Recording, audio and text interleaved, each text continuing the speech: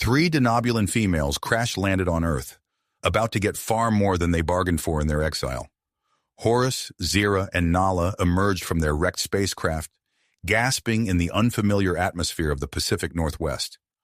Their ridged foreheads creased with worry as they struggled to move under Earth's stronger gravity. Dennis Scora, a seasoned park ranger, spotted the crash site during his routine patrol. At 35, he'd seen his share of strange occurrences in the forest, but nothing prepared him for this. He approached cautiously, his years of experience evident in his measured steps. The aliens stumbled out of their vessel, their multiple spinal cords clearly visible through their torn clothing. Dennis watched, fascinated and alarmed, as they wobbled on unsteady legs. Their eyes, wide with fear and confusion, darted around the clearing. Despite the potential danger, Dennis felt compelled to help. He stepped forward, hands raised in a universal gesture of peace. The denobulans recoiled, unused to human appearance. Horus, the apparent leader, hissed something in an incomprehensible language. Dennis pointed to himself, then to his nearby cabin. The aliens exchanged glances, their exhaustion and disorientation evident. With no other options, they reluctantly followed the human through the dense forest. At the cabin, Dennis tended to their injuries, noting their unique physiology. The denobulans flinched at his touch, their skin unexpectedly warm and textured. He tried to communicate using crude drawings and gestures, pointing to a map of Earth and then to them. Horus leaned in, examining the map with a mixture of curiosity and disdain. She traced the coastline with a long, slender finger, then looked at Dennis with an unreadable expression. As night fell, Dennis became aware of movement in the woods. Flashlight beams cut through the darkness, accompanied by the crackle of radio communication. His heart raced as he realized the implications. Someone knew about the aliens, and they were coming. Making a split-second decision, Dennis ushered the denobulans towards a hidden trapdoor. They descended into a network of underground tunnels he used for wildlife observation. The damp, cool air seemed to affect the aliens strangely. Their skin began to glisten, and their breathing became labored.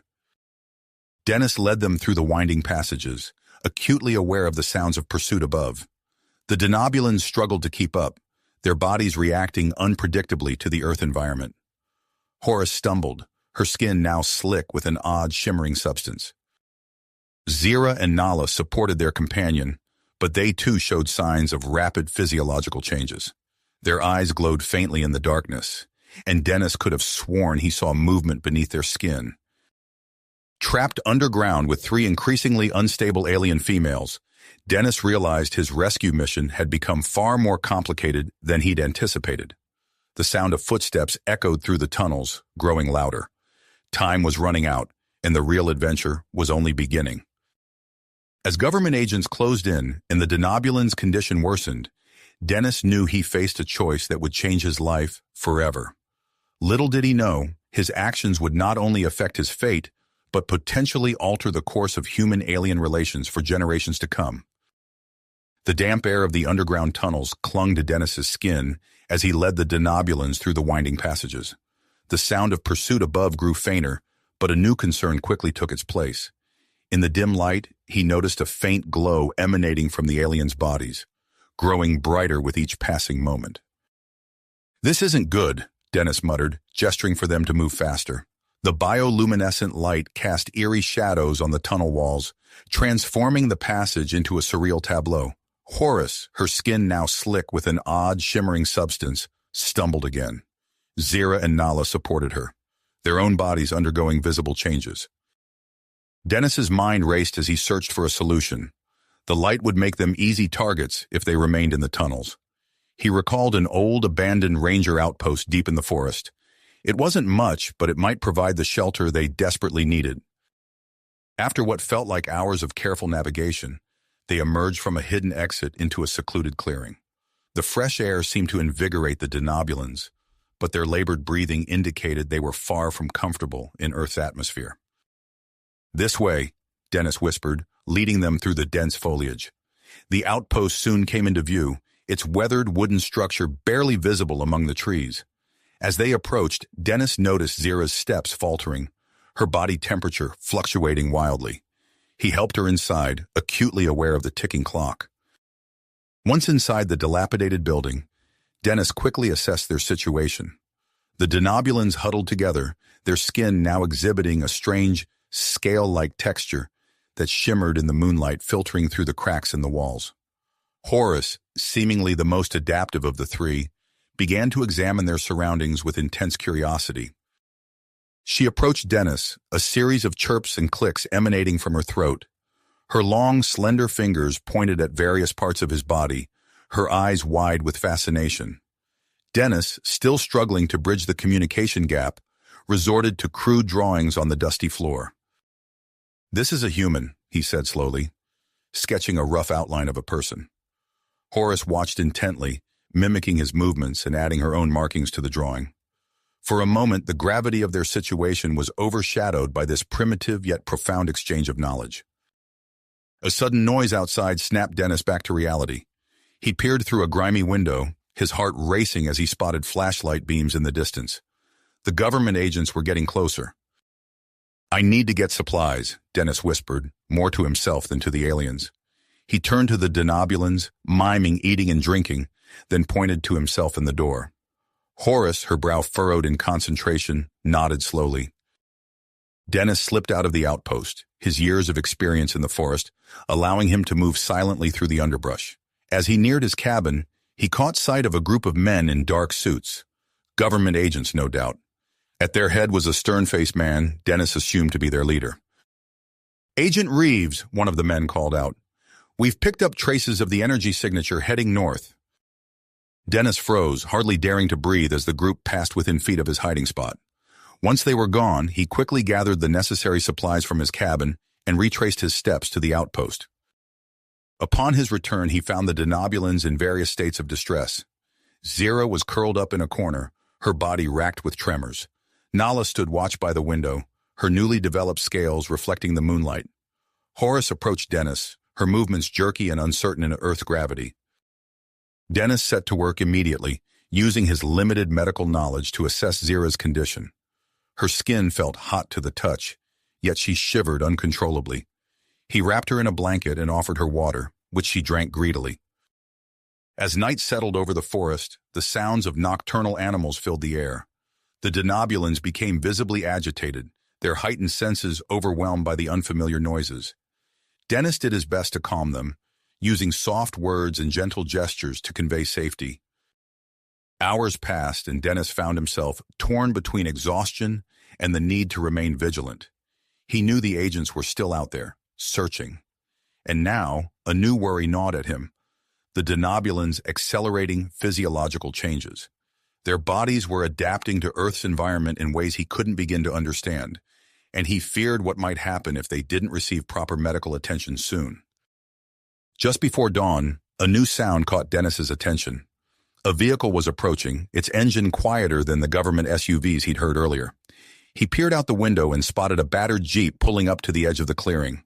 A man stepped out, his wild hair and unkempt beard at odds with the high-tech equipment he began to unload.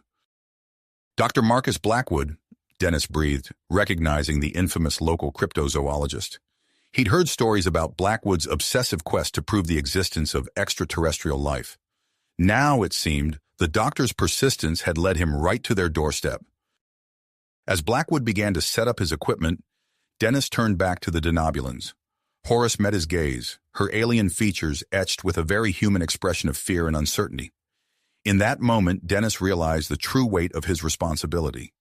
These beings' lives were in his hands, and the decisions he made in the coming hours would shape not only their fate, but potentially the future of human-alien relations. The first rays of sunlight began to filter through the trees, illuminating the complex tableau within the old ranger outpost. Dennis knew that soon he would have to make a choice, one that could change everything. As the first light of dawn crept through the cracks in the old ranger outpost, Dennis surveyed the denobulans with growing concern. Their bodies had undergone a startling transformation overnight, their skin now covered in a shimmering, scale-like texture that seemed to undulate with each breath they took. Zira, who had been in the worst condition the night before, appeared more stable, but her eyes darted around the room, reacting to stimuli Dennis couldn't perceive. Horus and Nala exhibited similar heightened awareness, their heads turning at the slightest sound from the forest beyond. Dennis ran a hand through his disheveled hair, the weight of responsibility pressing down on him. He knew they couldn't stay here much longer. Reaching into his pocket, he pulled out a small, secure communication device, a relic from his days working on classified wildlife preservation projects. With trembling fingers, he dialed a number he hoped he'd never have to use. After 3 rings, a gruff voice answered. "Harper?" "James, it's Dennis. I need your help. No questions asked." There was a pause on the other end. "Where and when?" Dennis gave him coordinates deep in the forest, a location only they knew about from their previous work together. As he ended the call, he turned to find Horus staring at him intently, her alien features etched with an expression he was beginning to recognize as concern. Suddenly, Horus's head snapped towards the window. She let out a series of urgent chirps and clicks, gesturing frantically. Dennis peered out, his heart sinking as he spotted movement in the distance, figures in dark suits moving with purpose through the underbrush. "We need to move, now," Dennis whispered, grabbing his pack. He led the Denobulans out through a hidden back exit, guiding them onto a narrow game trail. The aliens moved with surprising grace despite their unfamiliarity with Earth's gravity, their new scale-like skin shifting colors to match the surrounding foliage. As they navigated the dense forest, Dennis marveled at how the Denobulans' senses seemed to have sharpened. Nala paused, her head tilting, before pointing out a patrol of agents long before Dennis could see or hear them. They skirted the danger, their alien camouflage proving invaluable. Hours passed as they trekked through the wilderness. The Denobulans' movements became more fluid, adapting to the terrain, but Dennis noticed Nala lagging behind, her breathing labored. Finally, they reached the clearing where James waited. The biologist's eyes widened as he took in the sight of the 3 alien females. "My God, Dennis," he breathed. "What have you gotten yourself into?" Before Dennis could respond, Horus approached Dr. Harper, her gaze fixed on the medical equipment he'd brought. She reached out, running her elongated fingers over a stethoscope with evident fascination. James, overcoming his initial shock, slipped into scientist mode. He began examining the Denobulans, his brow furrowing as he assessed their condition. "Their internal organs are shifting," he murmured, pressing a handheld scanner to Zira's torso. "It's like their entire physiology is reconfiguring to adapt to our environment." As James worked, Horus watched intently. Suddenly, she opened her mouth and a sound emerged, rough and alien, but unmistakably an attempt at human speech. "Help," she managed, the word mangled but recognizable. Dennis and James exchanged shocked glances. "Incredible," James whispered. "Their capacity for adaptation is beyond anything I've ever seen." But their amazement was short-lived. James' expression grew serious as he continued his examination. "Dennis, we have a problem. Their biology is reacting to our environment in ways that could be harmful to the local ecosystem. We need to stabilize their condition, and fast." Before they could discuss further, a twig snapped in the forest behind them. Dennis whirled around to see a disheveled man emerging from the trees, his wild hair and beard instantly recognizable. "Dr. Blackwood," Dennis hissed, his mind racing. How had the cryptozoologist found them? But Blackwood's arrival wasn't their only problem. In the distance, a faint beeping sound echoed through the forest.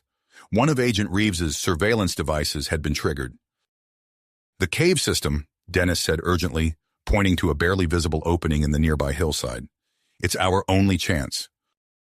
As the sun began to set, casting long shadows through the trees, the unlikely group made their way towards the cave entrance.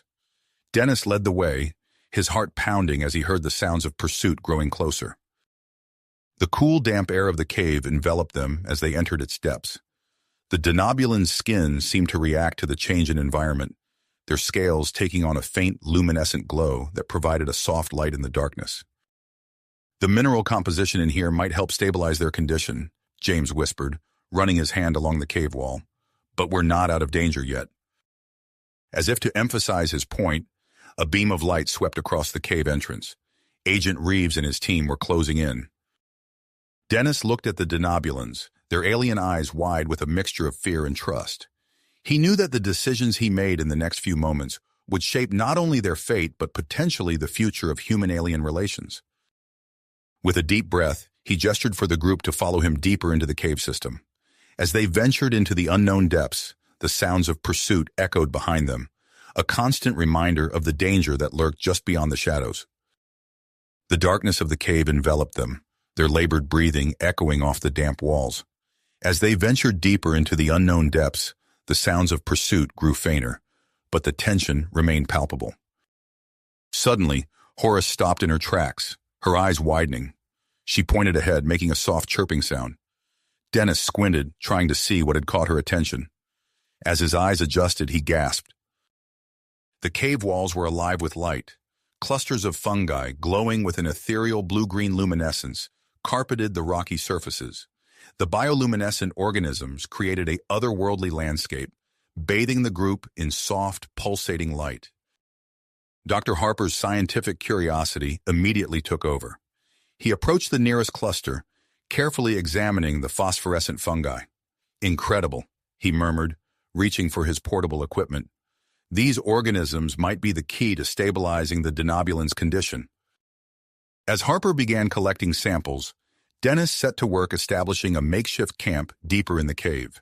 He used his ranger skills to find a relatively dry, flat area, setting up emergency blankets and organizing their limited supplies.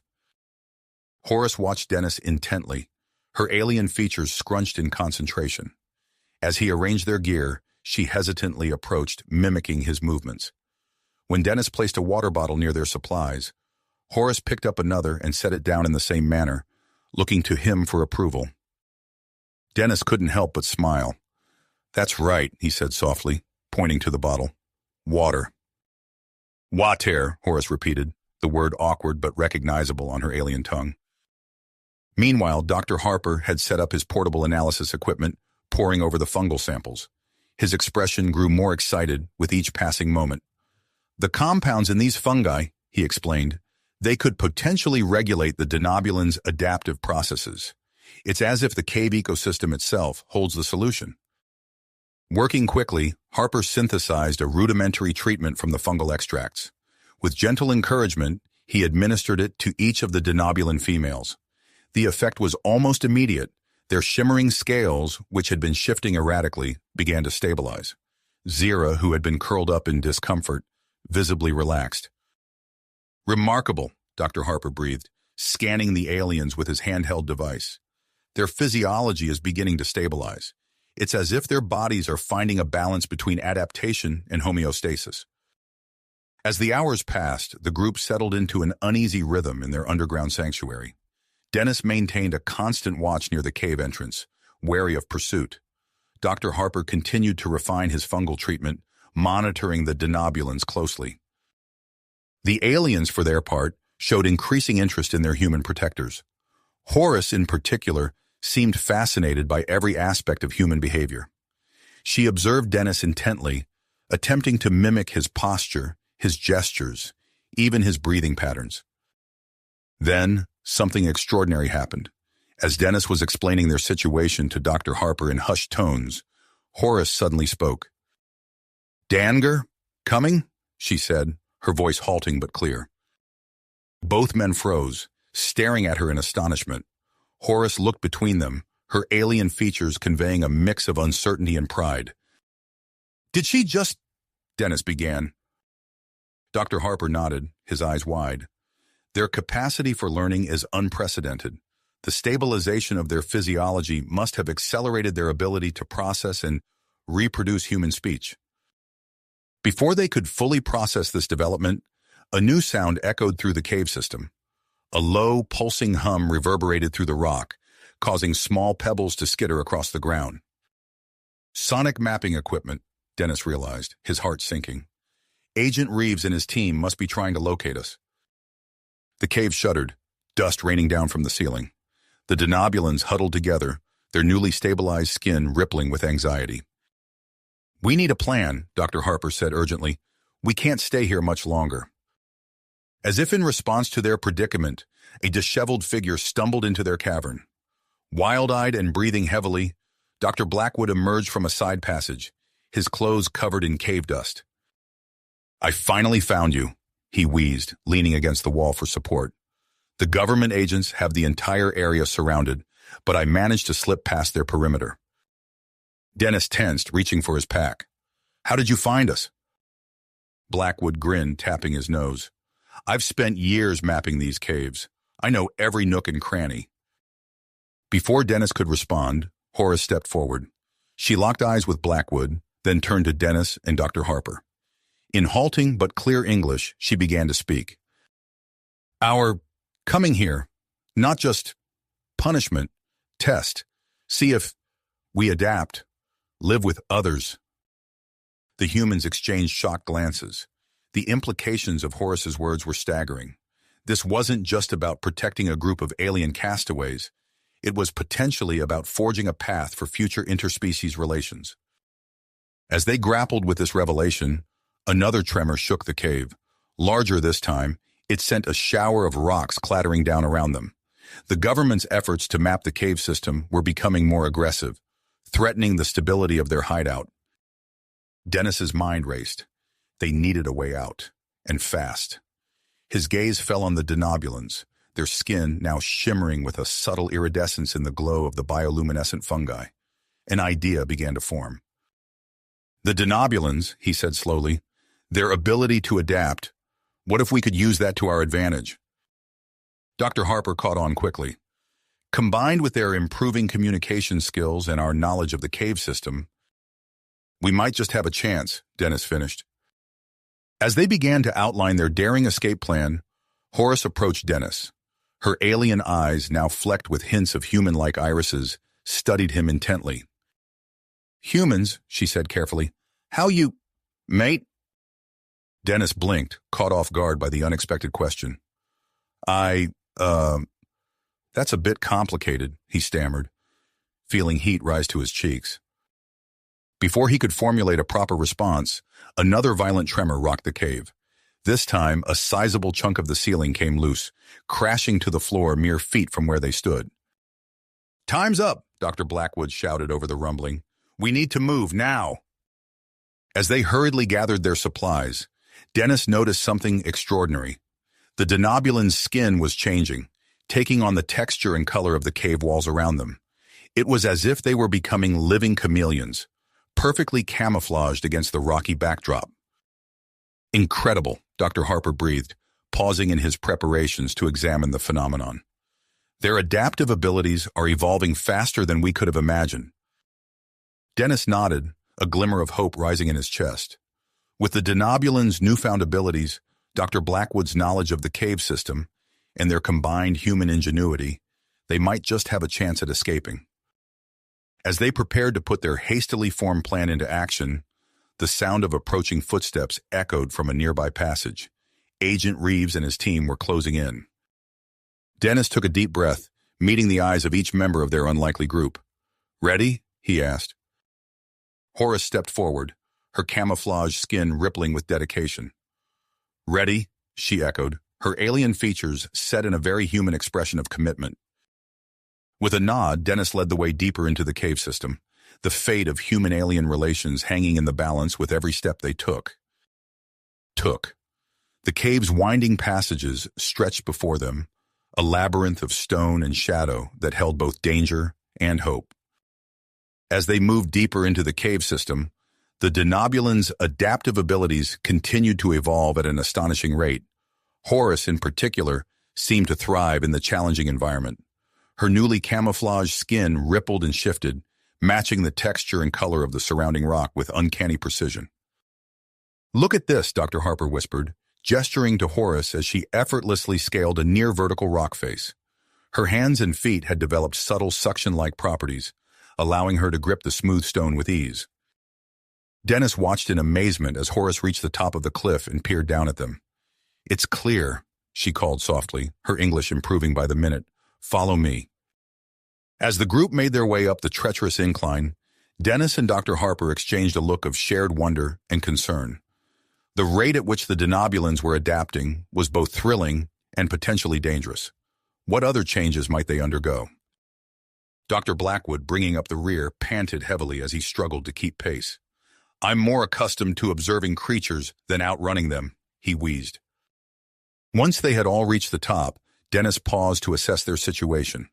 The distant sound of Agent Reeves's team echoed through the caverns, growing steadily closer.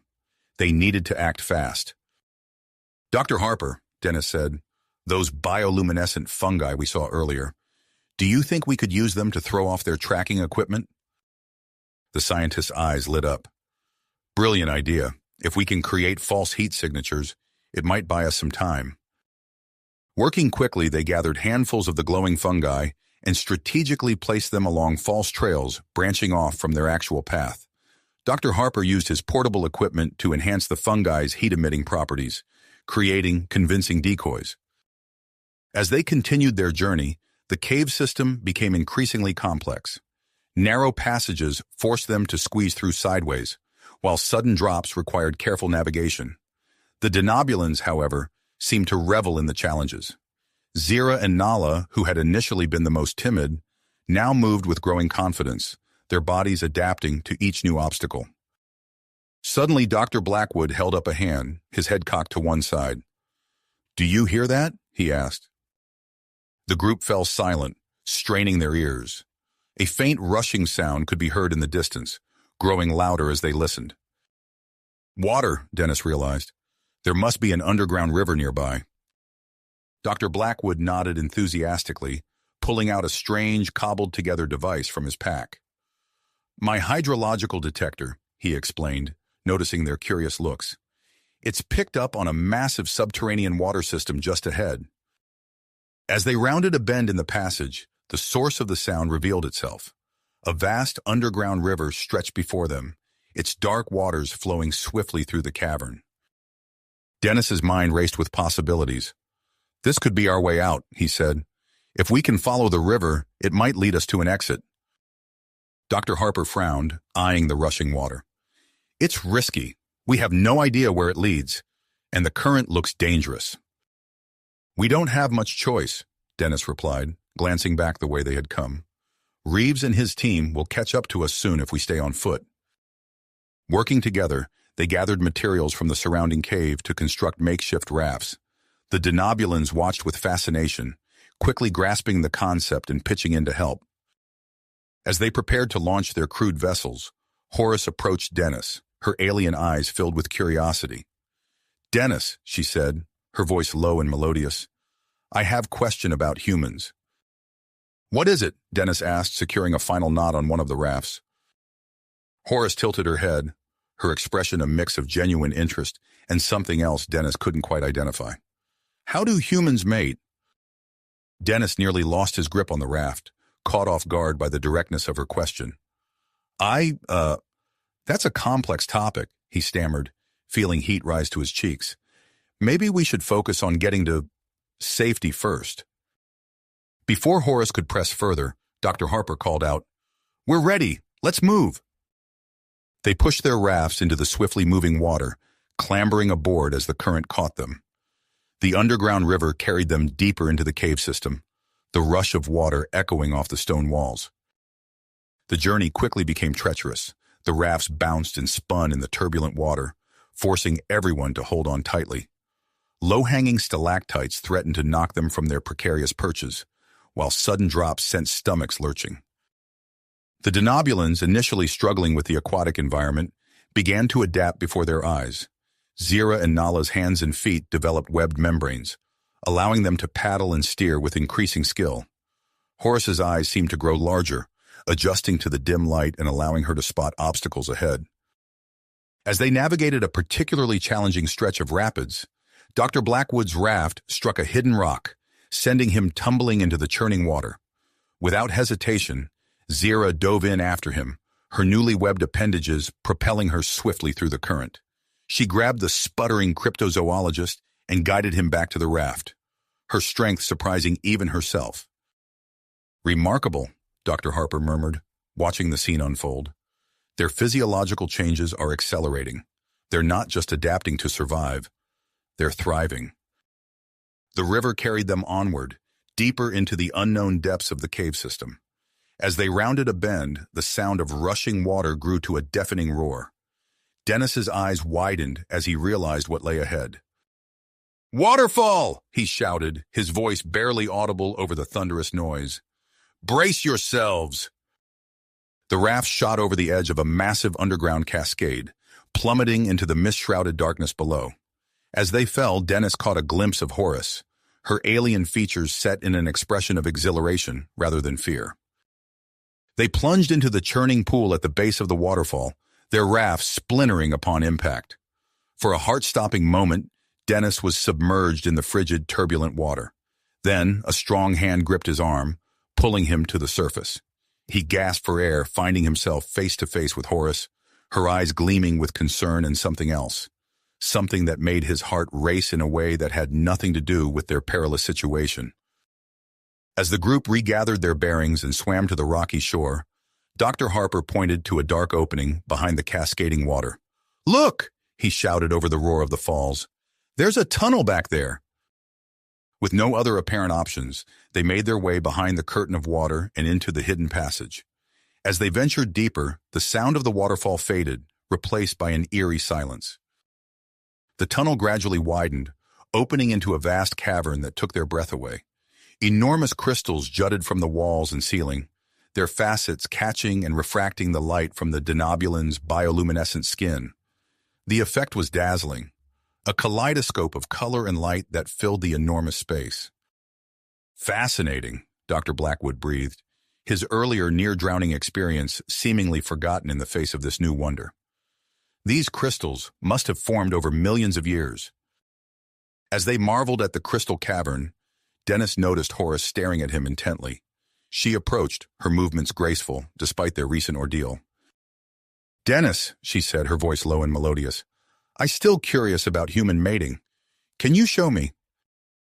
Before Dennis could formulate a response, a distant echo reached their ears, the sound of pursuit. Agent Reeves and his team had found their trail. "We need to move," Dennis said urgently, pushing aside the conflicting emotions Horus's question had stirred. "Dr. Harper, is there any way we can use these crystals to our advantage?" The scientist's eyes lit up with sudden inspiration. "Actually, yes. If we can enhance the denobulan's bioluminescence and use the crystals to refract it, we might be able to create a massive distraction." As Dr. Harper quickly synthesized a compound to boost the alien's light-emitting capabilities, Dennis formulated a plan. They positioned themselves strategically around the cavern, ready to unleash a blinding light show as soon as the government agents entered. The sound of approaching footsteps grew louder. Dennis held his breath, his heart pounding. He caught Horus's eye across the cavern, and she gave him a nod of understanding and trust. Whatever happened next, they were in this together. As Agent Reeves and his team burst into the crystal cavern, Dennis gave the signal. The denobulans activated their enhanced bioluminescence, their bodies pulsing with intense, otherworldly light. The crystals around them exploded into a brilliant, disorienting kaleidoscope of color and motion. In the chaos that followed, Dennis led the group towards a hidden exit he had spotted earlier. As they slipped away from the confused and disoriented government agents, he knew their journey was a long way to go. The denobulans' remarkable abilities continued to evolve, and with them, the potential for a new chapter in human-alien relations. But first, they had to reach safety, and the challenges ahead promised to test them all in ways they had yet to imagine. As they slipped away from the confused and disoriented government agents, Dennis led the group towards the hidden exit he had spotted earlier. The narrow passage twisted and turned, eventually opening into a vast network of unexplored caverns. "We need to keep moving," Dennis urged, his voice echoing in the cavernous space. "Reeves and his team won't stay disoriented for long." The group pressed on, their path illuminated by the soft glow emanating from the denobulan's skin. As they navigated the treacherous terrain, Dennis couldn't help but notice the aliens' increasing agility and sure-footedness. Horus, in particular, moved with a grace that seemed almost impossible given the challenging environment. After what felt like hours of traversing the underground labyrinth, they emerged into a dense forest. The sudden transition from the cave's darkness to the dappled sunlight filtering through the canopy momentarily disoriented them. Dr. Harper squinted, shielding his eyes. "Where are we?" Dennis scanned their surroundings, his mind racing to place their location. We're deep in the wilderness now, miles from any human settlements. Dr. Blackwood, still panting from their arduous journey, leaned against a tree. What's our next move? Before Dennis could respond, the sound of a helicopter in the distance reached their ears. The group exchanged worried glances. We need to split up, Dennis said, his tone grim. They'll be expecting us to stay together. If we separate, we'll have a better chance of evading capture. Dr. Harper nodded reluctantly. Makes sense, but what about the Denobulans? Dennis looked at the three alien females, their eyes wide with a mix of fear and dedication. They'll come with me. I know these woods better than anyone. I can keep them safe and hidden. After a hurried exchange of supplies and a tense farewell, Dennis led Horace, Zira, and Nala deeper into the forest, while Dr. Harper and Dr. Blackwood headed in the opposite direction. As they moved through the dense underbrush, Dennis marveled at how quickly the Denobulans adapted to their new environment. Their steps became lighter, their movements more fluid as they navigated around trees and over fallen logs. Night fell, and the forest came alive with the sounds of nocturnal creatures. Dennis was about to suggest they find a place to rest when he noticed a faint glow emanating from the Denobulans. Their bioluminescence, once a constant feature, now pulsed softly in rhythm with their surroundings. Incredible, Dennis whispered. You're mimicking the fireflies. Horace tilted her head, her eyes reflecting the starlight filtering through the canopy. We adapt. It is our nature. Their journey continued for days, with Dennis guiding them through the wilderness, using his extensive knowledge of the terrain. They foraged for food, drank from crystal-clear streams, and slept in makeshift shelters constructed from branches and leaves. One evening, as they huddled around a small, carefully concealed fire, Dennis noticed Horace watching him intently. She had been unusually quiet since their escape from the caves. Dennis, she said, her voice low and melodious, I still have many questions about humans. About you. He felt a flutter in his stomach, remembering their interrupted conversation in the crystal cavern. What do you want to know? Horace leaned closer, her alien features softened by the firelight. You never answered my question about human mating. I wish to understand.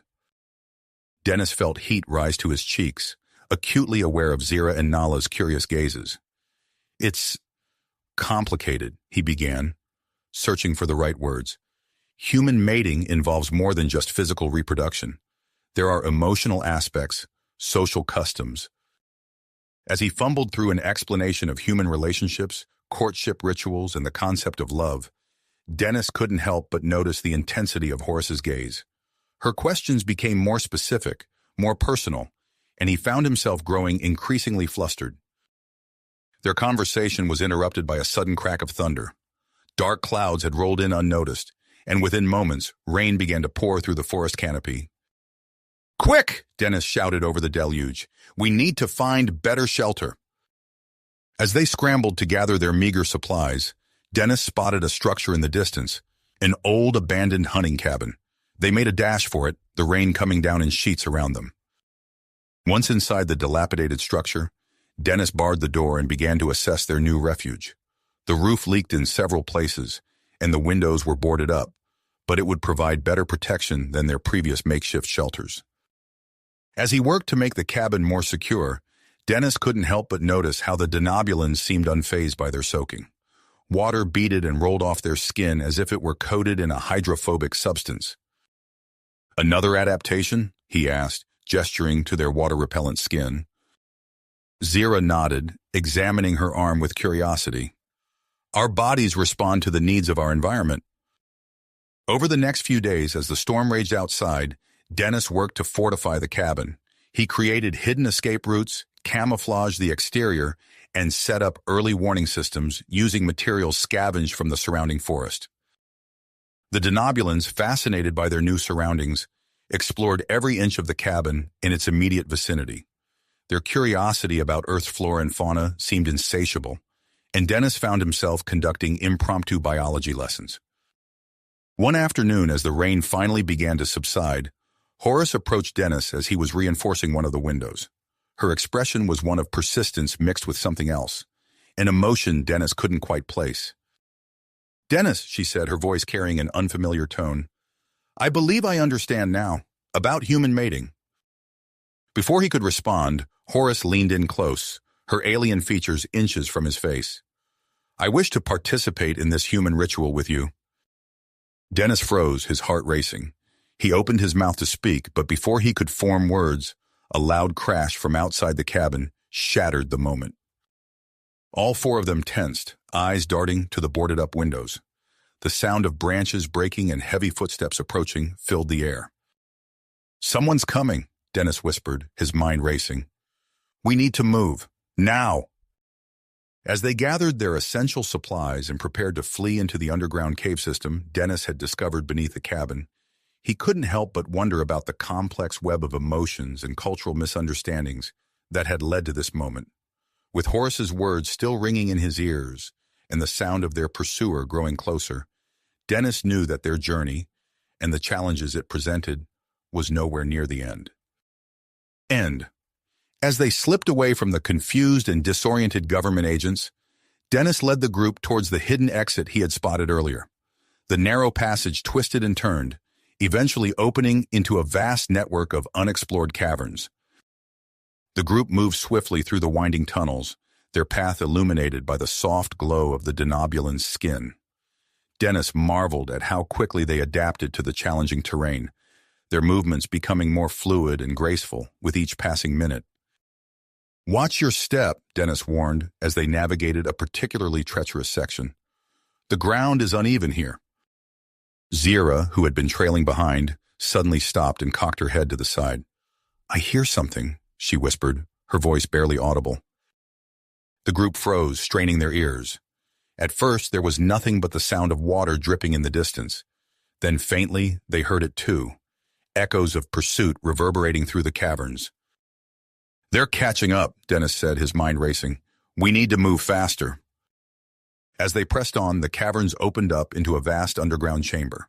The sight before them was breathtaking, a subterranean ecosystem teeming with life. Phosphorescent plants clung to the walls, casting an ethereal glow across the cavern. Strange, eyeless creatures scuttled across the rocky floor, disappearing into crevices at their approach.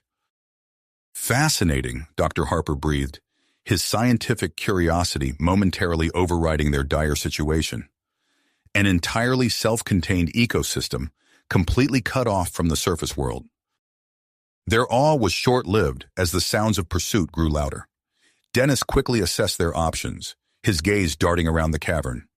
"We need to find a way to throw them off our trail," he said, his mind working furiously. As if in response to his thoughts, Zira suddenly emitted a high-pitched sound that reverberated through the chamber. The group watched in amazement as she turned her head, the sound waves bouncing off the cavern walls and returning to her. "Echolocation," Dennis realized. "Zira, can you use that to guide us through the darkest parts of the cave?" Zira nodded, a look of concentration on her face. "I believe so. The sound waves create a map in my mind." With Zira leading the way, they navigated through a series of narrow, twisting passages. Nala's enhanced strength proved invaluable as she cleared fallen rocks and debris from their path. At Dennis's suggestion, she also created false trails, hoping to mislead their pursuers. As they moved deeper into the cave system, Dennis noticed a change coming over the denobulans. Their skin began to shift and change, taking on the colors and textures of their surroundings. Within minutes, they were nearly invisible against the cave walls. "Incredible," Dennis murmured, reaching out to touch Horace's arm. Her skin felt rough like the surrounding rock, but warm and alive underneath. "You're adapting to camouflage yourselves." Horace looked at her own arm in wonder. "Our bodies respond to the environment. It seems the minerals in this cave are accelerating our adaptive abilities." Their progress was halted by a series of flooded tunnels stretching out before them. The water was dark and still, with no way to tell how deep it went or how far it extended. "We'll have to swim," Dennis said, his voice tight with concern. He turned to the denobulans. "Do you know how to swim?" Before they could answer, Nala stepped forward and dipped her hand into the water. As they watched, gills began to form on the sides of her neck. She submerged her head, then resurfaced with a look of amazement. We can breathe underwater, she said, her voice filled with wonder. Dennis stared in disbelief. The Denobulan's ability to adapt was far beyond anything he had imagined. Okay, he said, gathering his thoughts. I'll guide you through some basic diving techniques. Stay close, and if anything goes wrong, head for the surface immediately.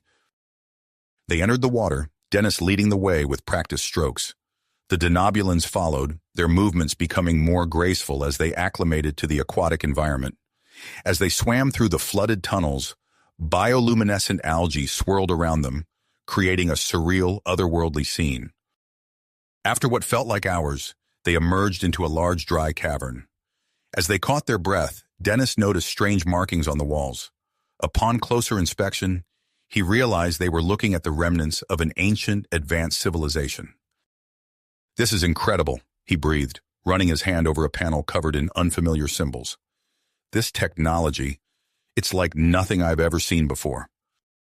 Horace approached, her eyes wide with curiosity. Perhaps your people are not the first to encounter alien life, she suggested. As they explored the ancient site, Horace's questions about human mating practices resurfaced. She picked up a cylindrical object covered in intricate designs. Is this a human mating tool? She asked innocently.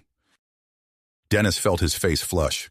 No, he said quickly, gently taking the object from her hands. That's not... it's probably some kind of ancient technology. Human mating is... well, it's more complicated than that. Before he could attempt to explain further, the sound of voices echoed through the cavern. Their pursuers were close. We need to move, Dennis urged, scanning the room for an escape route. In their haste, Nala stumbled against a section of the wall. There was a grinding sound, and suddenly a hidden door slid open, revealing a passageway. Quick, inside, Dennis ordered. As they rushed into the passage, Dennis noticed a control panel near the entrance. Acting on instinct, he pressed a series of symbols. The door slid shut behind them, and suddenly, the ground beneath their feet began to move. It's some kind of transport system, Dennis realized as they were whisked away at incredible speed. When the movement finally stopped and the doors opened, they found themselves in a hidden valley high in the mountains. Lush vegetation surrounded them, and in the distance they could see animals moving through the trees, species Dennis thought had gone extinct long ago. As night fell, the Denobulan's bioluminescence reacted with the unique plant life in the valley, creating a breathtaking display of light and color. Dennis worked quickly to construct a shelter, using fallen branches and broad leaves. Just as they were settling in, the distant sound of helicopter blades cut through the night air. Agent Reeves had found them. Dennis turned to the Denobulans, his expression grim. We're out of options. We need to find a way to protect this valley and ourselves. Horace stepped forward, her eyes gleaming with a new intensity. I think I might be able to help with that, she said, turning her gaze to the forest around them. I've been sensing something, a connection with the life here. I think I can communicate with them. As the sound of the helicopters grew louder, Dennis knew they were facing a crucial moment. Whatever decision they made next would shape not only their fate, but potentially the future of human-alien relations and the preservation of this hidden ecosystem. Okay, Horace, Dennis said, his voice steady despite the gravity of the situation. Show us what you can do. Okay, Horace, Dennis said, his voice steady despite the gravity of the situation. Show us what you can do. Horace closed her eyes, her bioluminescent skin pulsing with an intense glow. She reached out with her mind, connecting with the hidden valley's unique ecosystem.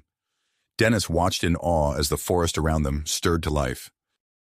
From the dense undergrowth, massive shapes emerged.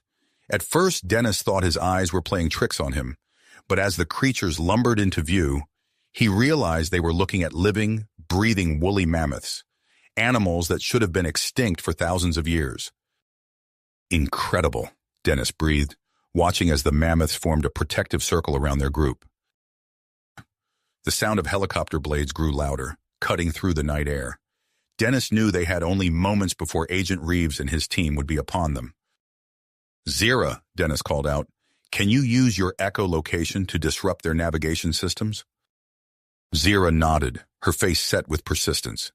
She tilted her head back and emitted a series of high-pitched sounds, inaudible to human ears, but powerful enough to interfere with the helicopter's equipment. The effect was immediate.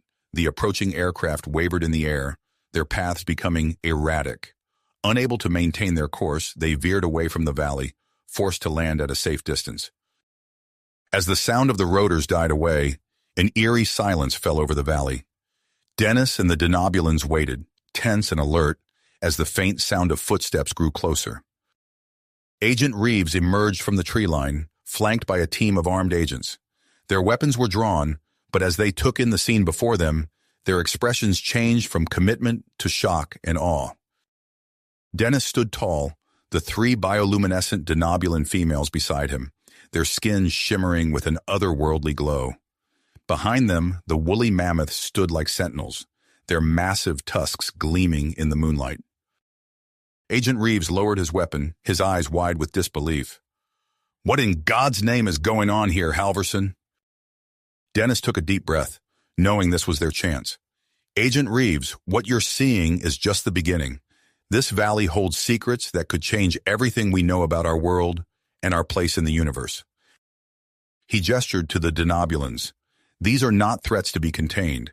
They're ambassadors from a civilization far more advanced than our own. In this valley, it's a living time capsule, preserving life forms we thought were lost forever." Reeves's gaze darted between Dennis, the Denobulans, and the mammoths. "You expect me to believe all this?" "I expect you to consider the possibilities," Dennis replied. "We've discovered ancient technology in the caves below, technology that could revolutionize our understanding of the universe. But more importantly, we have a chance here for peaceful cooperation between our species." As if to emphasize his point, Horace stepped forward. Her skin shifted, taking on the appearance of the surrounding foliage.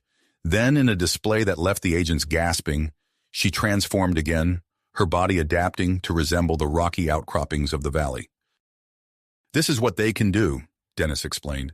"They adapt, they learn, they grow. Imagine what we could achieve together." Agent Reeves holstered his weapon, his expression thoughtful. "I'll need to contact my superiors. This is beyond anything we anticipated." As Reeves conferred with his team, a low hum filled the air. Dennis looked up to see a sleek, silvery craft descending into the valley. It was unlike any human-made vehicle he had ever seen. The craft landed softly, and a hatch opened. Out stepped beings that were clearly not of Earth. Tall, elegant creatures with iridescent skin and eyes that seemed to hold the wisdom of the cosmos. One of them approached Dennis and the Denobulans. "Greetings," it said, its voice resonating in Dennis's mind rather than his ears. "We are representatives of the Galactic Federation. We've been observing Earth for quite some time." Dennis struggled to find his voice. You've been watching us?" The alien nodded. "Earth has been part of a long-term observation project. The Denobulans' presence here was a test to assess your world's readiness for galactic integration." Agent Reeves, who had been listening with increasing astonishment, stepped forward. "Are you saying Earth is being considered for some kind of interstellar alliance?" "Indeed," the alien replied. "Based on what we've seen here today, we're prepared to offer Earth provisional membership in our Federation. However, this offer comes with conditions." Dennis felt a surge of hope. "What kind of conditions?" "This valley must be preserved," the alien explained. "It will serve as a nature preserve and a center for cultural exchange between Earth and other worlds. Your handling of this situation has shown promise, but there is still much for humanity to learn." Agent Reeves pulled out his communicator. "I need to inform my superiors immediately. This changes everything." As Reeves made his calls, setting in motion a chain of events that would alter the course of human history, Dennis turned to Horace. Her eyes were shining with a mixture of excitement and something else, an emotion he was beginning to recognize. "We did it," he said softly. Horace reached out, taking his hand in hers. "No, Dennis, we've only just begun."